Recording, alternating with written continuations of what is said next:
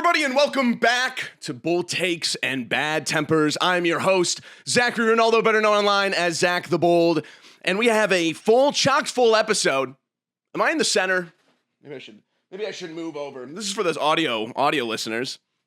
Everyone's complaining in the comments that I'm not centered. I need to look like a shot from the guy who made Grand Budapest. I can't remember anything. The lion does not concern himself with the fact that his brain is deteriorating. People are like, it's long COVID. It's been happening since, I played the guy in Peter and the Starcatcher and forgot my lines on stage. Isn't that painful? Who directed Grand Budapest? I almost forgot what I just said, and I've never done that before in the podcast. Wes Anderson. Welcome back, everybody. This is a Monday podcast, all right? I have not done that in the last 3 weeks. I've been traveling, and what I need to do is be better about planning ahead for these things. Last week, I lost a shooting day because of things outside of my control, but it doesn't matter either way. I should be better about getting the podcast out on Mondays because even with my own podcast, the things that I listen to, I want to make sure that I'm not upset, but it sucks when it's Monday, I get the new podcast episode and it's not up. It's a little bit disappointing. So even now, again, last time I tried to upload it, I think it went up on Wednesday. This is not a Tuesday or Wednesday show. It is a Monday show. It will go back to being on Monday, and I'm sorry that it is here now. I'm sorry that right now we are again on Tuesday or Wednesday. I will change my schedule around, and unless I get travel plans week of, I will be doing this on Monday. Not, of course, I'll be doing it a little bit before Monday, but having it come up on Monday. So I'm trying not to lose people. What if they watch me on Monday and then I'm gone on Monday and they go find something greater and then they go watch that? All right. I had that recently. I got around. I listened to episode 1 of Campaign 4 for Critical Role, and it's great. It's so funny because I with Dimension 20 and Not Another D&D podcast, even some episodes of Legends of Adventurist and things like that. The podcasts that I typically listen to that are D&D oriented are on the more comedic side. There are episodes, of course, of Not Another D&D podcast, Dimension 20, all the ones I just mentioned that are all very serious. Maybe not Legends of Adventurist now I think about it, but maybe, I haven't listened to everything of them. But it is so crazy to hear a D&D podcast. And again, I don't want to hear your comments about your mega obscure, super niche actual plays you listen to. They're like, well, actually, Zach, you haven't listened to Diabolical Diarrhea starring this person and this person. It's incredibly serious, and it's actually a really underrated gem. I haven't listened to it, and I sure as hell don't have the time to listen to it now. All right? But it is very interesting to hear even from my own games, because I was built on a foundation of Not Another D&D podcast and a couple other people.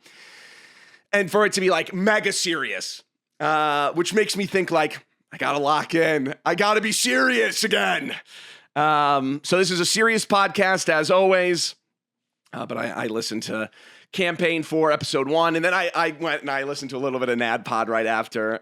And it was just it's so funny how different this game can be played. And it was, it's a delight. So if you want to go check that out, you can. The new campaign of Critical Role. And right now is the best time, especially as a person who hasn't watched all of Critical Role, right? Now is a great time because it's a new world, new players, right? And this is not I'm not trying to glaze. I'm not trying whatever. It is objectively a thing when I tell people to watch Critical Role and they're like, well, I can watch One Piece 400 times before I'm done with Campaign 1. Now is the best time, and you can keep up with it. And if it comes out on Thursday or whatever, now it's easier for you to keep up. You don't have to catch up. You can stay updated with it. And it's harder now. It's harder than it was in the days of COVID. It was harder than, there's robots laying bricks. There are robots changing my air filter. What are my blue-collar boys going to do? What are they going to do if they don't have a job and they have to, we got rid of the Industrial Revolution has gotten rid of physical labor, and now we're getting what? Rid of intellectual labor? What do we have left? Plumbing? And listening to me yell on a podcast? And so it's I can't watch Critical Role because there's so much to catch up on. Well, you can watch it now. You don't need the pretext. You don't need the inside jokes. You can start now and you can keep up with it. Anyways, guys, today's episode is sponsored by Critical Role. No, today's episode is sponsored by Hideo Kojima's Death Stranding 2. You can find Death... This is a joke. That's also a joke. You think someone would sponsor this podcast? Are we for real? I guess that's not fair. Like if some people can have... Anyone would sponsor any podcast if it's popular enough. You know what I mean? But I've 20. Listen, again, I'm sorry with the hands. They're scratched up. The audio listeners, again, hate hearing that as well. I've really cut down on like not playing with my cat, but like, messing with them. Because it is a problem when I'm trying to do a serious video and everyone in the comments are like, are you good? Like, why do your hands look like this?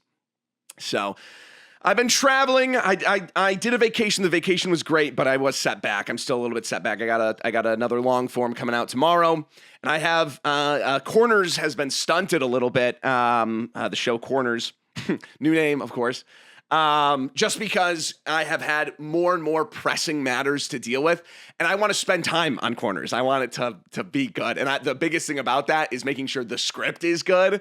Before I get to the talking head videos are great. I love hearing your guys' opinions about everything on my talking head videos.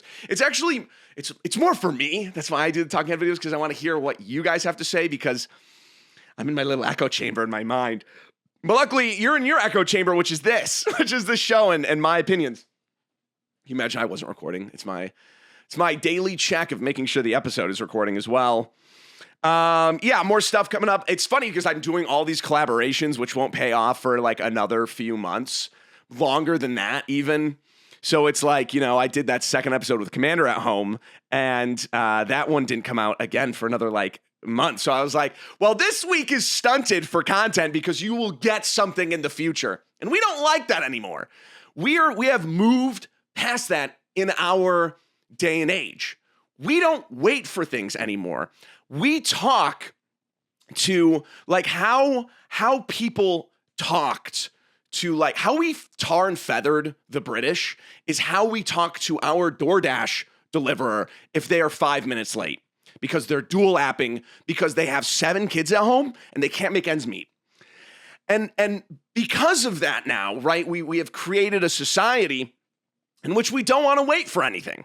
I'm looking at my nephew across from me at my birthday dinner. Thank you all, by the way, for the birthday wishes. That was very kind. That's also why this episode did not go out. I was going to record the podcast yesterday on my birthday, and I go, I don't want to. It's my birthday.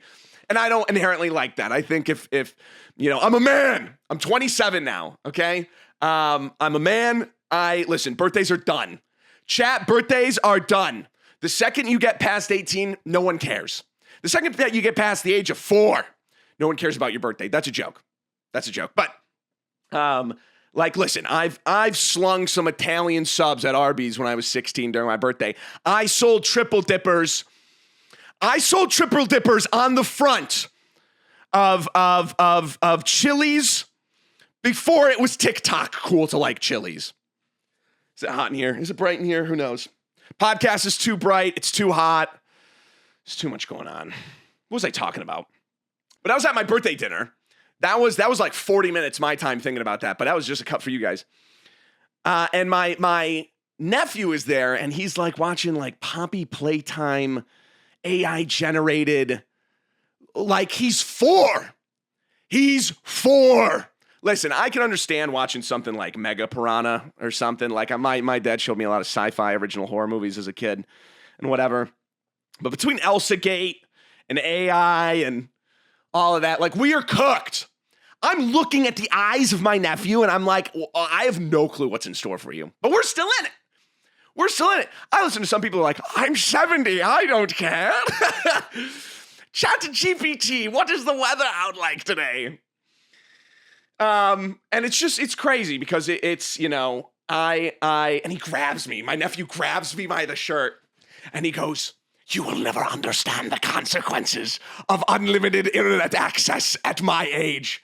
You had live leaks. You couldn't imagine the horrors that I've seen at the age of 4.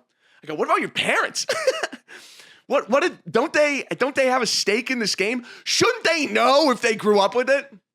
No, they have no idea. Why are you British? It's bizarre. I feel like now when I was a kid, I was playing, sure, I wouldn't come up and eat with the family during the family reunion or whatever. No, my parents made sure I would. But like, I'd be downstairs hunched over playing Call of Duty. And like now it's so weird because I feel like I've been talking to so many parents that have been facing like the same issues that all stem from pretty much the same thing, is that an iPad was hot glued to their face since birth. They came out of the womb, and like Half-Life 2. I've never made a Half-Life reference in the entirety of this podcast. They were soldered on an iPad onto their eyes, and it's so weird because I see all of these like. And I'm not saying this to my like nephew or my brother, or anything like that. But I've interacted with so many parents and teachers. I have a lot of friends of people who I've gone to college with and they became teachers. D&D podcast, by the way. And it's like all stems from like the same issues. You know what I mean? It's like kids, it's like, it's the picture of the dog with the brain that's exposed getting like finesse, like whatever it's called, like 5G towers decimating the little girl and whatever. Like they're all the same issues that stem from essentially like thousands of years. Like they've opened up a book of chaos. Like answers to ancient primordial magic have been revealed to them at such a young age that they're dealing with conflicts that they shouldn't. Like when I was a kid, right, I had to deal with people scamming me out of my Webkins account. And now it's like I talk to a kid and they go, our economic infrastructure is landing on a bubble of promises and hopes that have been made by AI companies. I go, you're 2! You are 2 years old. And they're sitting in a class smoking a cigarette. I go, you're 2 years old. He goes, I was born in VR chat, actually, and I have been the secret knowledge of everything humanity has ever known since the beginning. I know how to take a laser hotter than the sun and make like i5 chips like Dell. I go, you're 1. You're an embryo. They're speaking to me through the utero, dude. And I'm like, what are you guys talking about? Have we decided, is this wrong of me to think that maybe, it is fine to maybe, conceal some information from a 4-year-old? That maybe the horrors of the world, the logistics of the world, people are talking about, like, never tell my kid about Santa Claus. Never tell them about it. Buddy, your 6-year-old's reading the New York Times. There's nothing I can tell your kid that they don't know. They have unlimited knowledge. They recite to me Wikipedia pages. Well, Zach, they're actually very informed. They have unlocked horrors of reality that should be learned over time. I'm at a Logan's Roadhouse during my birthday party, and I'm looking as my like eyes, not eyes wide shut, like a Clockwork Orange, looking at Poppy Playtime Elsa Gate videos. Well, we monitor it. I couldn't believe, if I was a teacher, that would send me over the edge. We monitor. You can't take away my kid's phone. You can't do that. Okay, maybe I'm stemming a little too far from the point of the podcast. What I'm saying is that it's crazy to see that. It's crazy to interact. It doesn't like interacting with kids every year feel a little bit weirder. Pause. Like, is like when I used to talk to a kid, pause, like they would be like, yeah, I like WWE SmackDown. Like, I love that. Like, that's awesome. Have you guys seen Rey Mysterio? Like, he's awesome. And now I talk to a kid and it's like gloomy.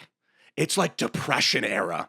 You remember that episode of Ned's Declassified School Survival Guide? Where's that guy who's just always down and he like Ned's wearing a little button and it's like smiling. And then it like goes back to him and it's frowning because they're talking to kids. That's how it feels like talking to kids today. Where is your whimsy, bro? Where is your whimsy, kid? And it's just like they know everything. And not even in like an egotistical way. It's like the secrets of the universe have been revealed to me at such a short amount of time. I can't process developing my brain and developing these ideas at the same time. Like it's like I like talk to a kid and I'm like, hey man, how you doing? And it's just like, he's like, health insurance is such a bummer. And I'm like, don't you care about ice cream? He goes, calories, man. He goes, it's calories. I'm like, whoa, this is a depressing thing to be talking about right now, okay? Yeah, it's like I'm talking to kids, trying to cheer them up. I'm cheering kids up these days. Like this kid is like, man, I like to talk to my uncle more because he's just like so ignorant on every topic. And it's like talking to a little like goat at the petting zoo. And you'd think like, we have this trope throughout all of entertainment where if like we got Boss Baby, we got Stewie Griffin. And he's like, we thought it'd be like this funny thing where it'd be like, that doesn't make sense. You're a baby. And you know all of this, like, why are you speaking so articulate? And meanwhile, it's like, it's like I'm talking to the three-eyed raven. It's a 4-year-old with an iPad. I don't get, have we lost it, folks? Have we lost it? It's so funny. This related to something, I'm really not sure. Talking about Ned's Declassified. Talk about a show that like a podcast ruined that show. If you want to know more, you can. What's wrong? What? I never knew about the podcast. What happened with Ned's Declassified? Stay ignorant. Well, with the age of information comes the age of misinformation. Stay ignorant. Be the little guy with the lollipop and the spinning propeller hat. Be. Hey, dude, your hometown now has they tore down a historic site in your hometown because they want to build a data center the size of 3 Amazon warehouses built together. Me with the little propeller hat and the lollipop.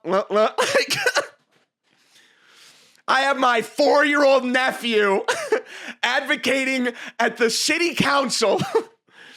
And he's trying to talk to me. Dude, you gotta go. Like, we have to make people aware of this. People are making Midwestern emo songs about, I think about Defiance, Ohio's Oh Susquehanna, and that's like a song about these people who are like, I used to go in my backyard and climb this tree, and now there's a Sunoco there.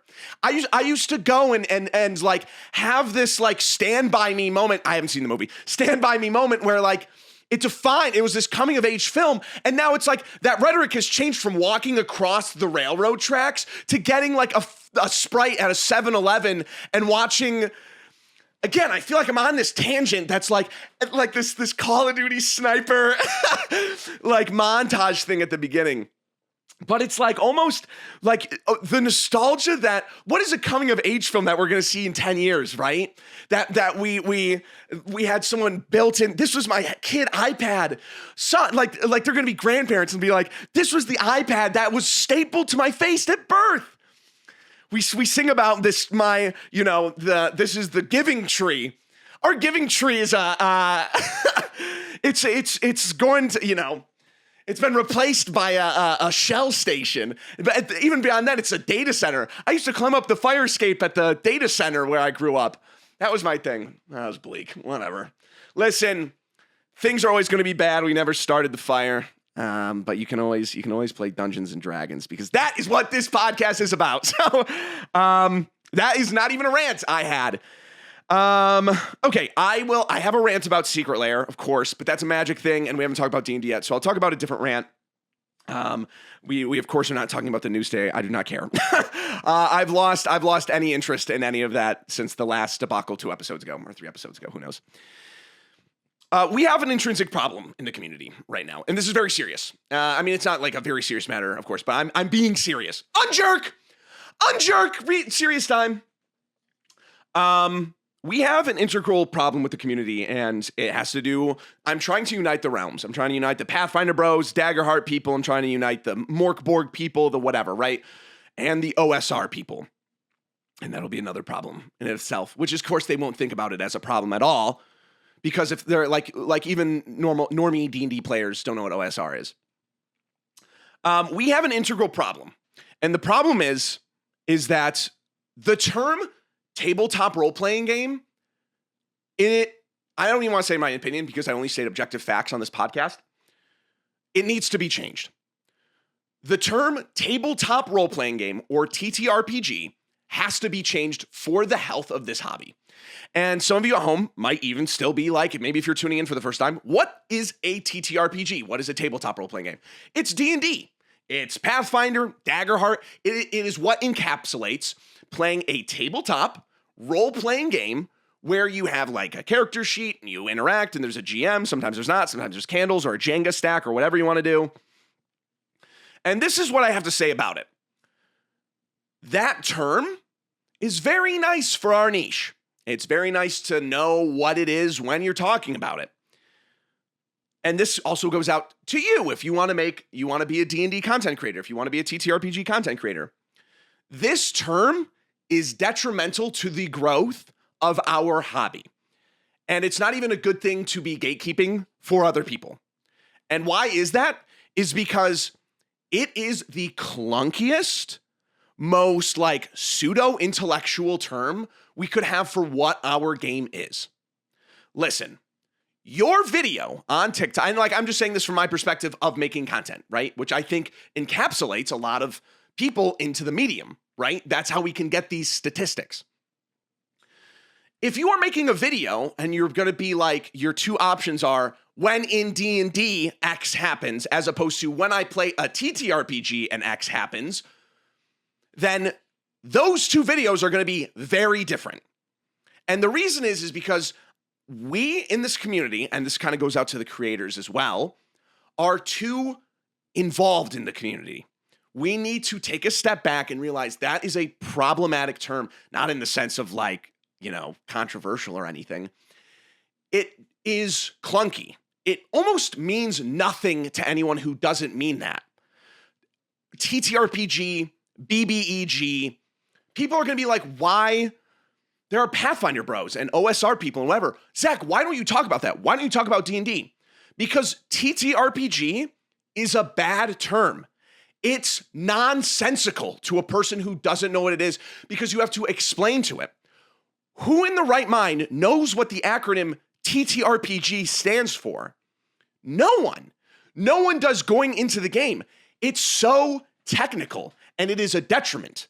Like this, I usually make like talking head videos and stuff about this or whatever. It has to change.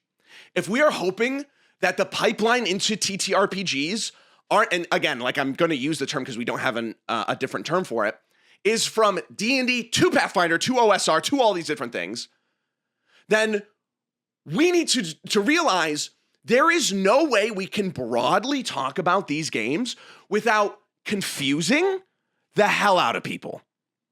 Normie people who don't know coming into D&D, Pathfinder, all these, know what a TTRPG is, and they won't care enough to look it up. We need a better term, and I'm being dead serious. We need a better term that broadly encapsulates this hobby. Trading card game. Okay, easy.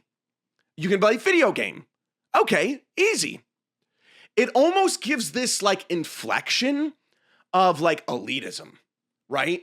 Well, I don't play D&D, I play a TTRPG. And the thing is like, yes, mechanically, phonetically, whatever it means to like make a language, I don't know. Yes, it makes sense, but it's like we're talking about a genus of fish. Like it's almost like we're using a scientific term that it works. It's a term that works, but if you want more people playing not D&D, we need to make a better way to talk about these things. We need a better way to make it so we can make a term that encapsulates these things that people can understand better. It's a tabletop role-playing game and things like Big Bad Evil Guy, BBEG. Things like OSR, Old School Revival, or old, whatever. Like, it's almost like you are looking at like a Latin root of a word. Like, unless you know these things, you're not going to understand what they mean. Like, if I tell somebody, like, if I go to a wedding and I tell a 50-year-old about D&D, I get one of two things. What's D&D? Or, I have a friend who played that in the 80s, right? But if I tell them I play a TTRPG, no one's going to know what that is. Why I'm saying the term TTRPG is detrimental to the growth of our game is because it is literally talking about a scientific fact. It's like we have this sense of elitism and also the sense of like, almost like this, I said earlier, like this pseudo-intellectualism that I play a tabletop role-playing game. And I don't think that's intentional. I don't think that's like a thing so people can feel elitist. I don't think that is. I think maybe OSR is. I think maybe OSR is that problem. But if we want people to better understand, listen, I've used, I think, BBEG one time in a video, and I guarantee you it did not perform as well as it would if I didn't use BBEG, right? There is no problem with just saying main villain. Why did we even have to make that an acronym? Well, because it's actually the main villain of my thing. Like, it doesn't, like, why are we making videos? Why are we talking about our hobby in a way that like BBEG is like a term that we have to know if we're playing a tabletop role-playing game? How am I supposed to be like, why is it whenever I say, oh, a TTRPG is like D&D? Typically, if I say trading card game, I either say it's about Magic or Pokemon or this or that, right? And objectively, like Pathfinder is smaller, Daggerheart is smaller, D&D is, Dungeons and Dragons is what people know. But the thing is like, it is hard to articulate to people who aren't in this hobby what a TTRPG is. Now, you know, like, it's hard to make another name, but it's just the fact that we're not even talking about changing the name for it. Like, it's not even, oh, it's just a TTRPG. Well, I'm bringing up the question, why is it that? Can we not understand that this is a problem? This isn't like we're going into America and trying to convert everything from the imperial system to the metric system, where it's going to take millions of dollars to redo the infrastructure for trillions of dollars to redo the infrastructure of this and whatever. Because we're not gaining anything from having it right now. When I tell people Gen Con is the biggest TTRPG convention of the world, it doesn't mean anything. When I say PAX Unplugged is the biggest board game industry in the world, that means something to people. They know what board games are. We have to differentiate ourselves from board games because Dungeons and Dragons isn't a board game. But the answer should not be to call it a tabletop role-playing game. I mean, listen to that. The fact we even have to make an acronym for something that is even just another, like, mouth garbage. Maybe I will make a talking head video about this. The term TTRPG has to change. And the only way that can be like done by this is like an acceptance through the community. Now it's like, it's hard because it's like adventure game is taken. You know, I don't have an answer. I don't. I need to present that this is something I will be continuing to talk about. That the term TTRPG is bad for even your indie developers of these games. Because you're trying to sell something to a broader market. I'm sick of the D&D killer. Why are you framing it like that? We acknowledge Dungeons and Dragons is the largest tabletop role-playing game. But the reason it's easier to say D&D killer is because if we're trying to appeal to an audience that doesn't exactly love Dungeons and Dragons or plays Dungeons and Dragons, our alternative is to say tabletop role-playing game. Yeah, do you want to read me a novel, Charles Dickens? Do you want to write me something? There is an integral issue that we have calling tabletop role-playing games a tabletop role-playing game, right? We need to change it. I believe fully we should change it. I think that if we want people, because I refuse to make it so that my videos stop saying D&D and start saying TTRPG. I refuse. And as a content creator, if you're a content creator, if you're one of the big names in content creation and you're trying to make shorts where you need to catch someone's attention in the first 2 seconds, that's why you should always have a title, by the way, on your thing. If you have someone outside the game look at your title and say TTRPG, they'll scroll right past. Why wouldn't they? They don't know what that means. All the time I get comments of people being like, I don't play D&D. I love your videos. I have family members that are like, I don't know anything about TTRPGs. They don't say that. They don't say that. Freudian slip. I don't know anything about D&D. And so, but I like this. They're not coming to me and being like, I love TTRPGs. I've never played a TTRPG, but I love it. It's always, without a doubt, 100% of the time. Like, not even a decimal of an error. Like, not even, how it's like, well, nothing is statistically. This is the one thing. This is the one thing that statistically is 100%. Is that no one will tell me I don't play TTRPGs, but I love your content. Great. Number one comment. Great. Awesome. That'll be pinned. Don't worry. Listen, it is something that like I've just not heard anyone talk about. And who knows? I don't watch a lot of D&D content outside of actual plays, right? But if you want to make something that's outside of like what TTRPG, BBEG, OSR, Morkborg, what does this mean? What does this mean to anybody? Dungeons and Dragons. People know what it is. But we're getting to the point, it came out in like the late 60s was War Games, then Red Book was like 73, 71. And so it's been like almost 50 years, 50, 60 years. And this game has evolved. This game has evolved and changed. Behind me, because people think these are all people pay me to have these up, which they don't. I'm not the Chicago Cubs, all right? I'm not paying off Coca-Cola to put advertisements on people's buildings. I got the Cosmere RPG. It sounds like Cosmere TTRPG. I don't know if that was an intentional choice, whatever. If we are trying to appeal to people outside of this game, that D&D is not just the only way into this community, we have to find a better word. We need to have like in Magic when you have the Commander Council get together and talk about it. And I'm sorry, Wizards is not going to work on something like that. They want the gateway to beat Dungeons and Dragons. They do. We as a community have to find a better way than saying TTRPG. It's like an ancient term. It's like something that we had to do to differentiate ourselves from like board games and video games. And we landed on like the clunkiest, worst way to say it. Like if I took a college course on the evolution of Dungeons and Dragons, that's when I would expect to hear TTRP, tabletop role-playing game. It's like a medical term. We need something that encapsulates it without being like nonsensical jargon, because that's what it is to people. Well, actually, sorry, I make tabletop role-playing games videos. Guys, and this is to like my creators and to like people who want to get into the content creation industry. And it's not even for that, right? I want people to come in. A lot of people come into D&D through my shorts. So I think I have a leverage on saying like how we can make this better.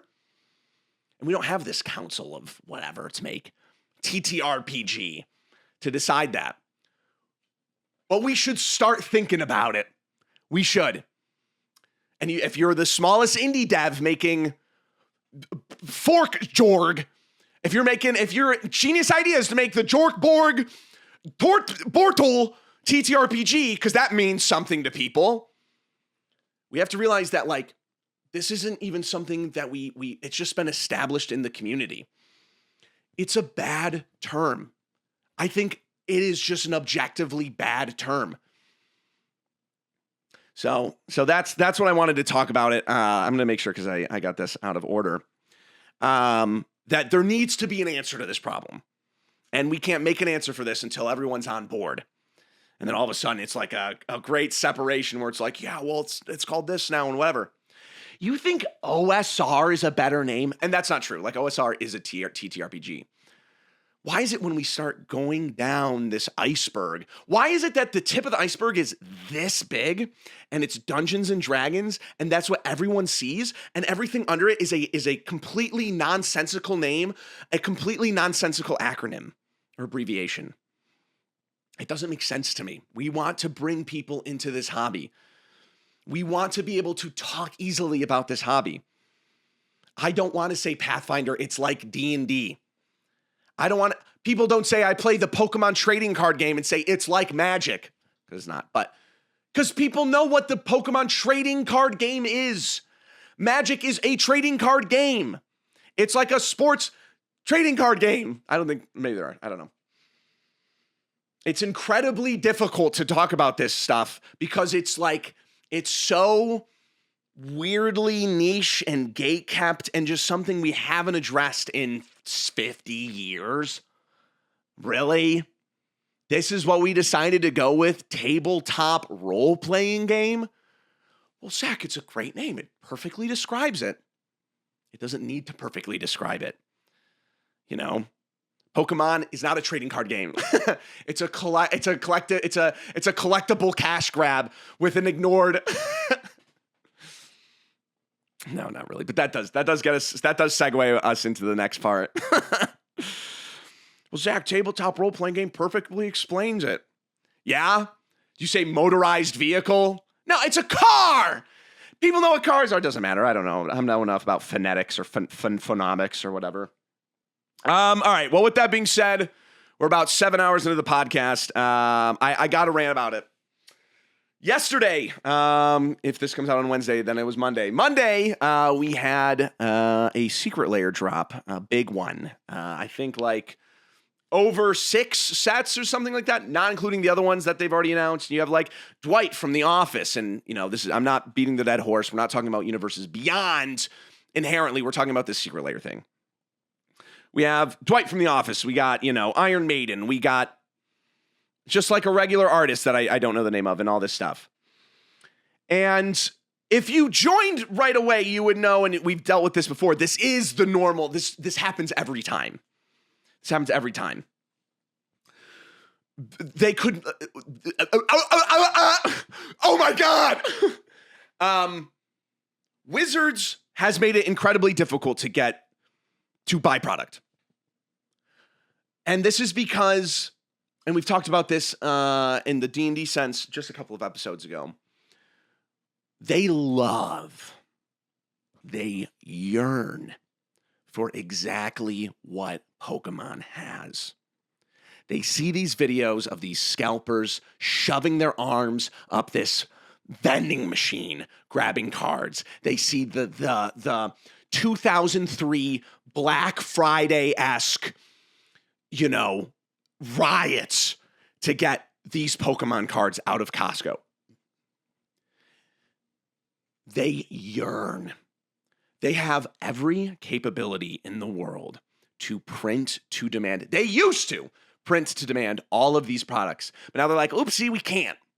They've made artificial scarcity to make it so that you have to feel rushed to buy these secret layers. People are at work. People are sleeping. People don't work always a 9 to 5.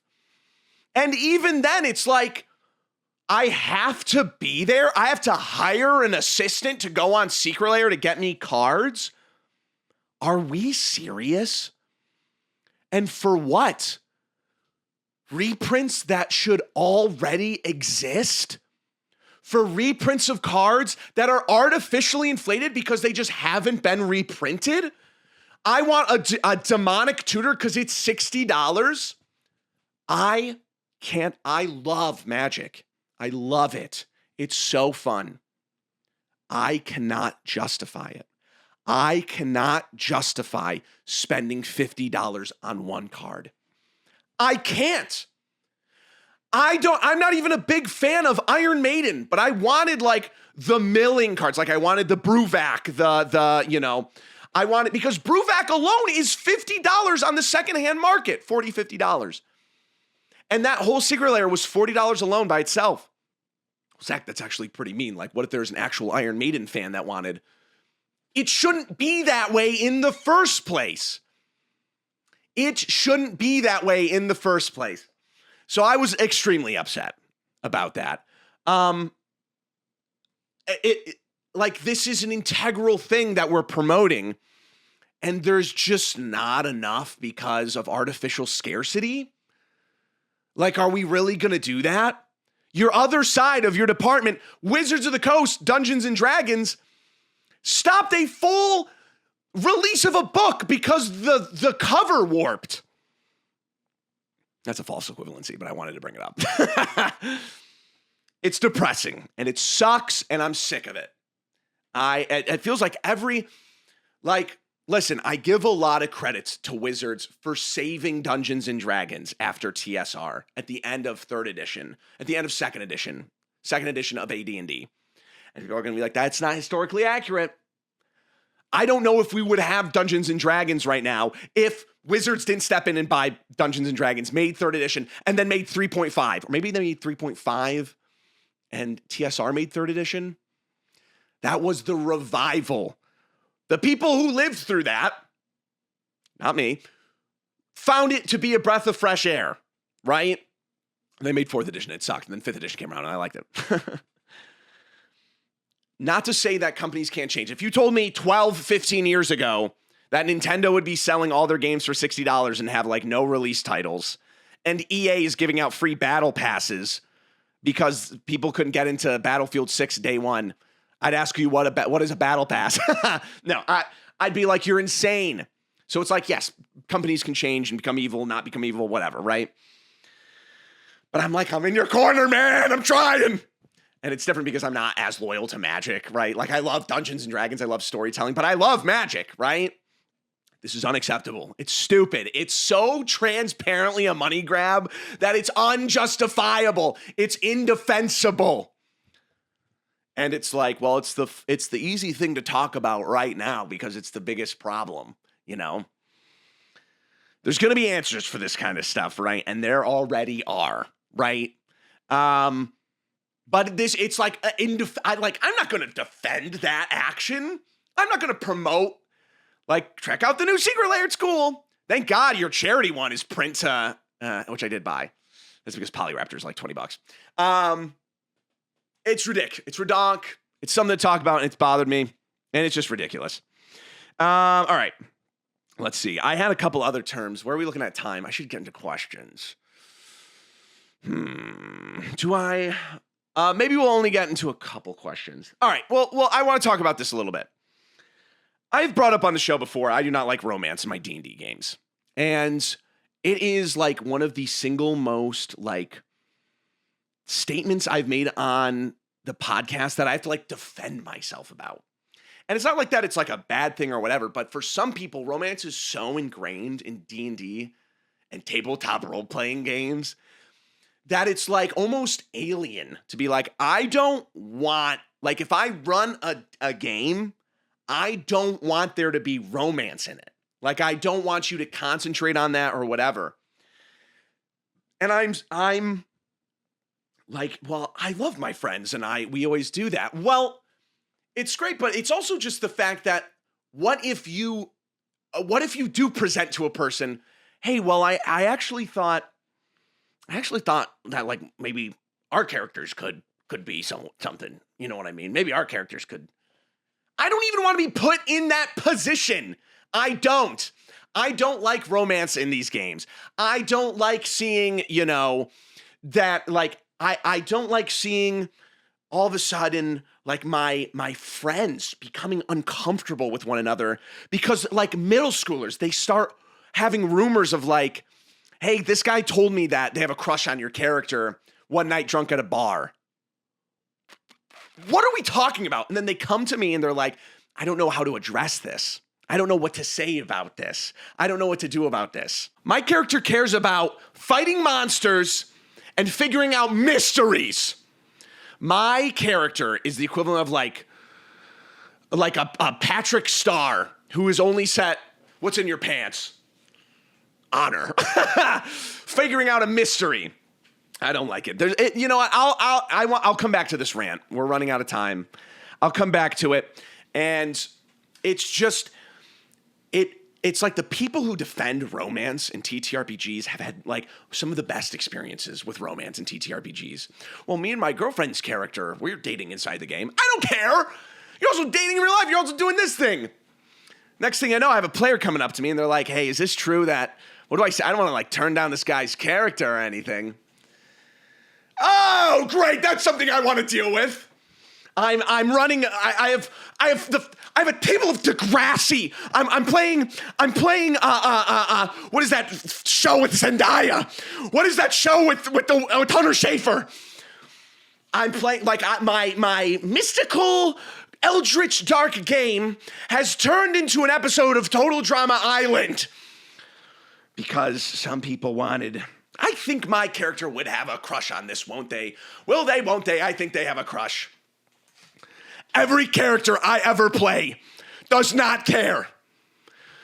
Listen, if me and my girlfriend maybe once we played, I'm there. I've spent 70 hours starting my game. And I'm like, we have made it to the boss of the game. Stands above you is the Lord Vampire. And then all of a sudden, Zach, just a quick question. We're about to roll initiative. Just one little question. I know you're about to get in this one little question. And I lean over to him and I'm sweating and I go, yeah, what's your question? Hey, I think my character's got a little crush on the cleric. And boom! My head goes through their head. My fist goes through their head out the back. And everyone's silent. And it goes, I gotta stick it out. And I'm trembling.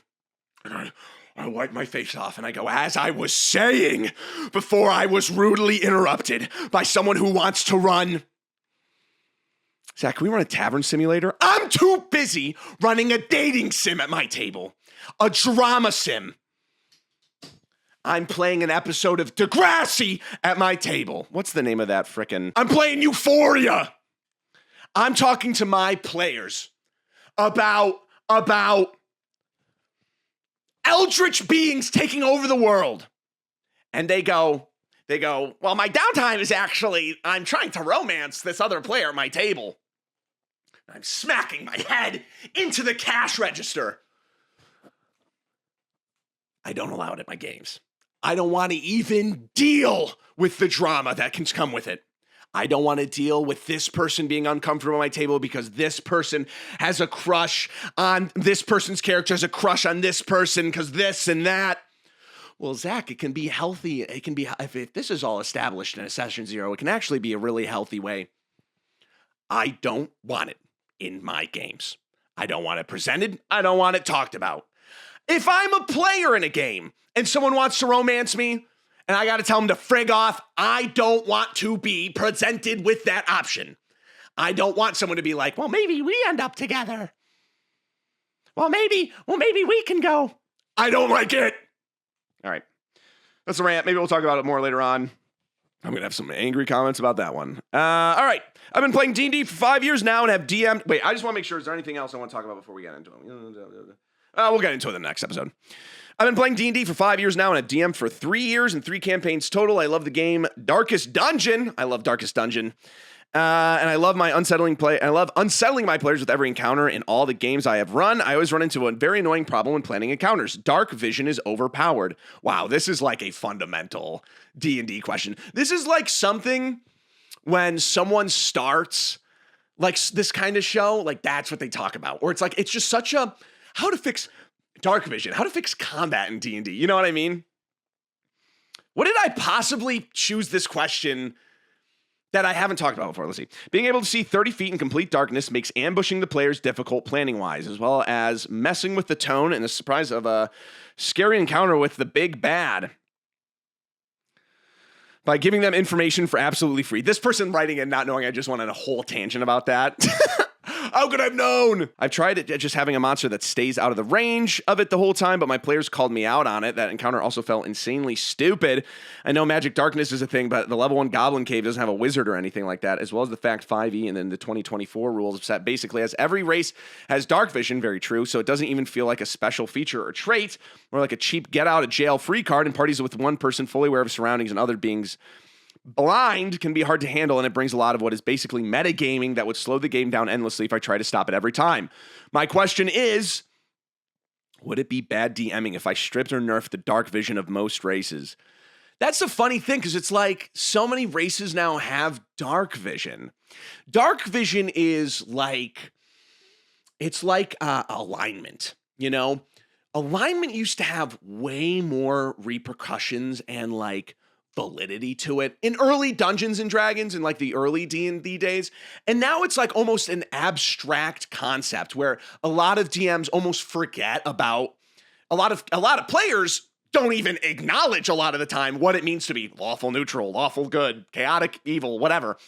Like that doesn't, it's an abstract thing to just like think about what that means as opposed to like real in-game repercussions of like how a character plays like that.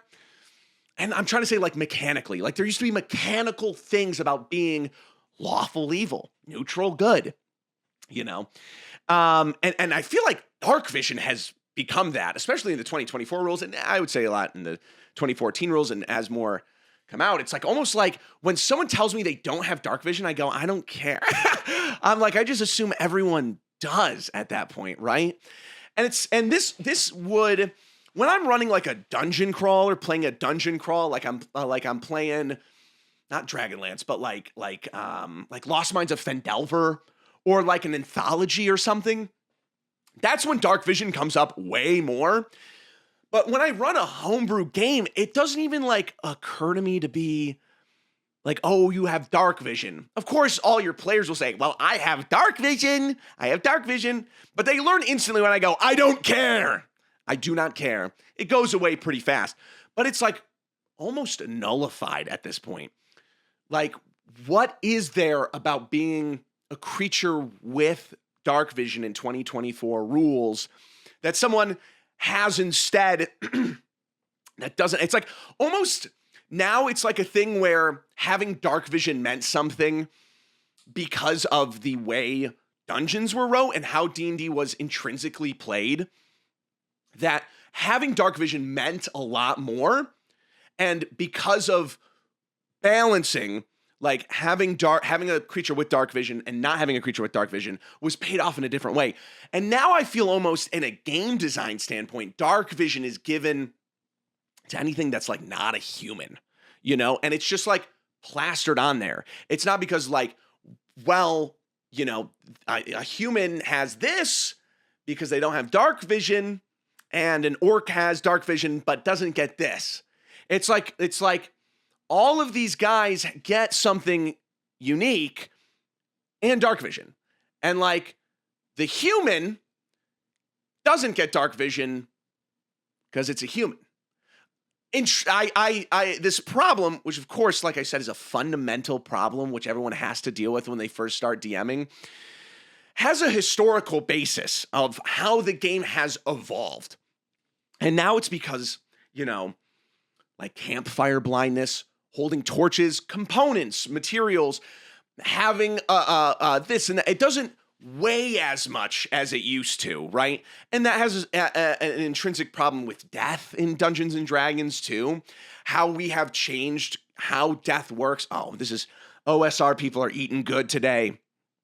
But how death has changed from this idea of being expected to now being so cinematic and keeping your character alive and whatever, that the stakes of having dark vision, being prepared for an adventure, getting supplies beforehand, all of that.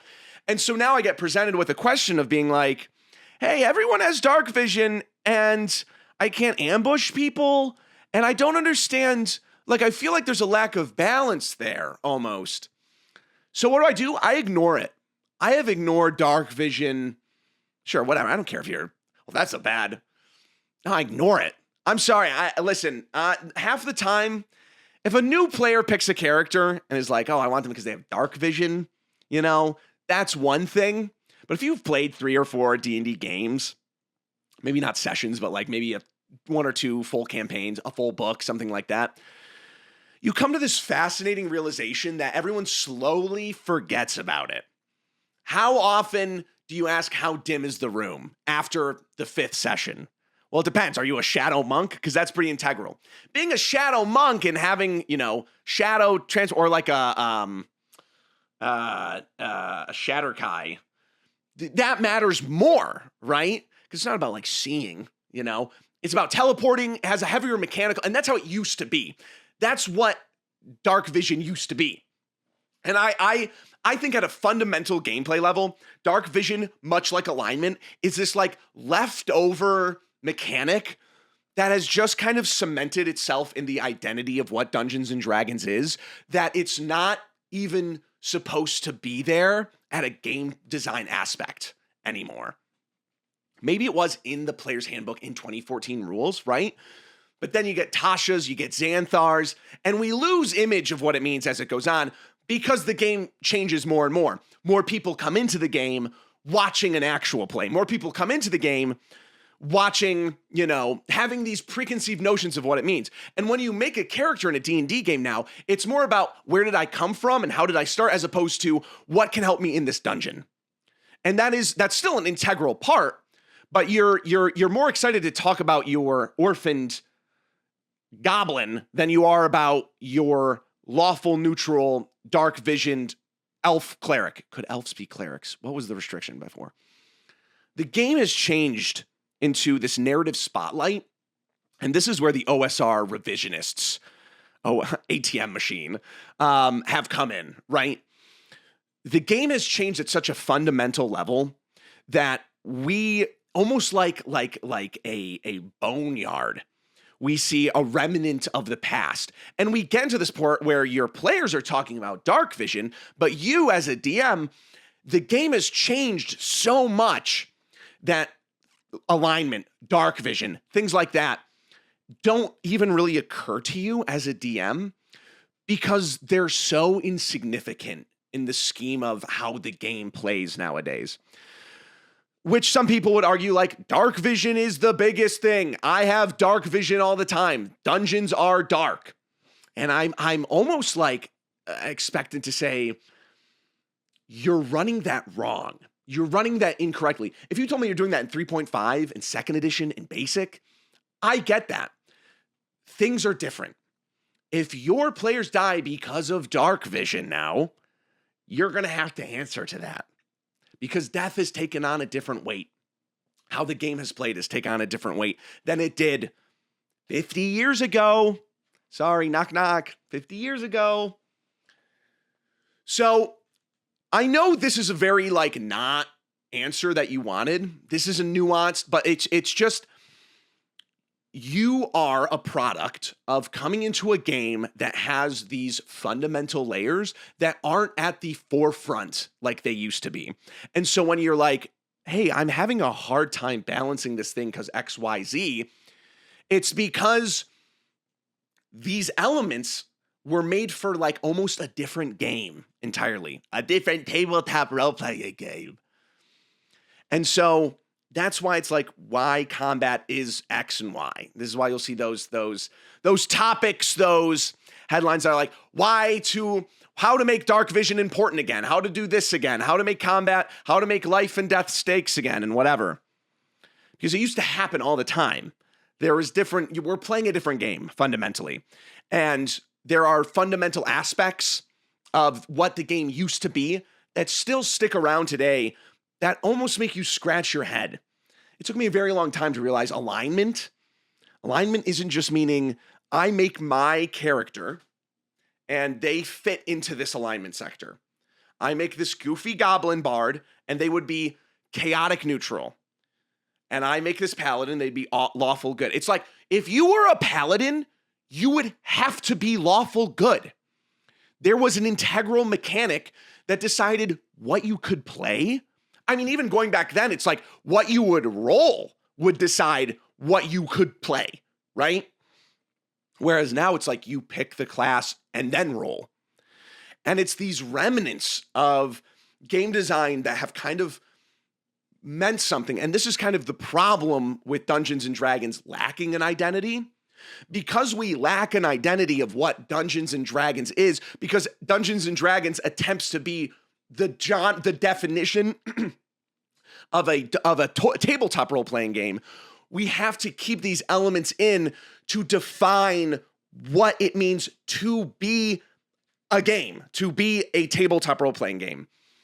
It has to be, alignment's a big thing, and you have to have dark vision, and you're crawling around a dungeon. And now that has evolved in such a way that TTRPGs are much more much more of a narrative, storytelling. Not saying that it wasn't before, but it was different in the past. Before, when you would play Dungeons and Dragons, right? There was no outline. There was no Matt Mercer.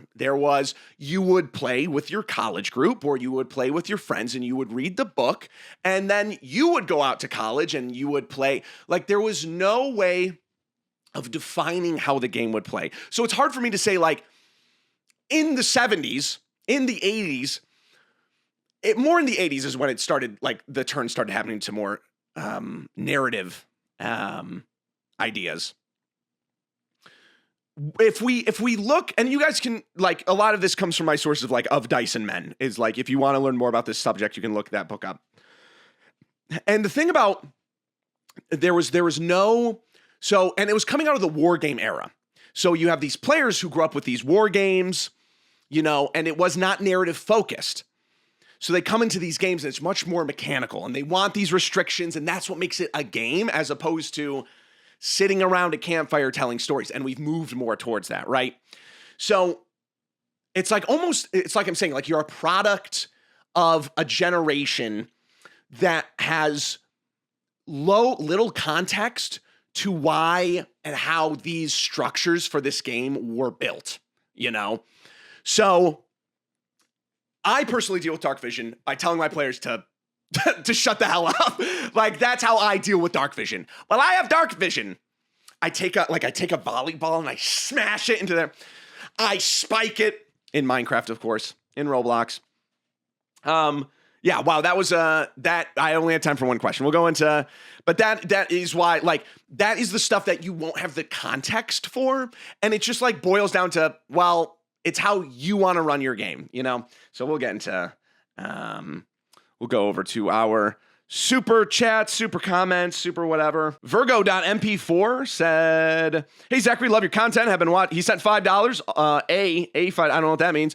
Have you been watching your stuff? Oh my gosh, I can't talk today. Have been watching your short form stuff for ages, and I love the long form even more. So excited for more Corners stuff. I hope the money goes. Yeah, sorry. Corners has been delayed, but again, it's script writing, and like I just haven't, like I want to spend time on it. So don't worry, I'm always working on Corners. I hope this money goes towards cloning technology, where he can be spliced into four. You can be spliced into 4 people. You can play D&D for your real with your clones. I think that'd be insufferable. I sent a question though with titled "Question about character repercussions," and I hope you give it a read on the pod. Let me mark that right now. Found it. All right, it is marked for next episode. But thank you for the laughs and company whenever I drive. Well, of course, thank you, Virgo. Appreciate you. Eli is dead inside. Sent $5. I have another TTRPG for you to yap out on your D&D podcast. Delta Green. It's X-Files meets H.P. Lovecraft in a dark, detailed modern world with fascinating lore. That sounds very cool. Okay, I will check that out. Keep up the great work, my friend. Thank you. Ellen XX Anel 8443 sent $5. Bright Takes and Bad Commandos 501k. Let's go. Rip Supercuts. Thank you for 500,000. Thank you guys for 500,000 on YouTube. I never thought I'd make it here. Regarding a question sent about music, I outline my sessions in Google Docs so I can reference them in bullet points at certain story beats. I have stamped hyperlinks in the text. Brilliant. That's awesome. Don't have to buy like a streamer set. You know what I mean? Good stuff. Thank you so much, Cave Exodus, for the 5. Looking for some power. 7085 sent in 20 BGN. I don't know what that is. Congrats on the 500K subscribers. Happy birthday in the near future. Thank you so much. Appreciate you. Your very best friend, 1263, sent in $5. I'm not targeting Becca Scott. I'm not. This guy definitely played either Nemesis or Wraith. Is that a Dead by Daylight reference? What does Becca Scott have to do with Dead by Daylight? I'm not like pooping on your question. What did I play? I played Doctor. I like playing jank in anything I do. Like, I never like playing meta. I played Doctor, and then I tried to learn Nurse because I was like, I hate survivors. I'm gonna really teach them. And then I stopped playing. I heard Dead by Daylight's in a bad spot right now. It's always in a bad spot. Are we kidding?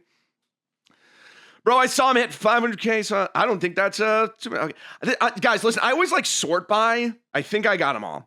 If you didn't, I don't know. Sometimes I miss like Papillon's stuff and whatever, but if you didn't, like, you don't have to. Like, I'm not expecting it, right? I appreciate everyone who does send in money. Thank you. It goes to the show. Working on Corner stuff, better lenses for Corners, better lighting, things like that, better stuff for the short form content. It's going to be a slow short form content week. Ooh, sorry. End of the week, we'll have some stuff go out, but yeah, it's I've a little bit lost my backup, not backup. What does that mean? Like I have zero shot right now. So we'll get into some good stuff. I have some great ideas for the rest of the week, but that is it. That is the podcast. Thank you guys for tuning in. My name is Zachary Ronaldo, better known as Line as Bold. Have a great week. Again, Mondays is when this will come back. Thank you all for 500,000. It means so much to me. Sorry about the late upload today, and I'm sorry if this came up Wednesday because I'm going to edit it right now and try to get up as fast as I can, but then it's determined by my upload speeds, and sometimes it can just like not work. It's just like not good. So we're working on a lot of stuff. I have a lot of stuff in the background. That's like I'm always saying that, but it comes out kind of periodically. But thank you all. Have a great rest of your week. I will see you next Monday. Shout out to my blue-collar team supporters, and I'll see you next week. Bye!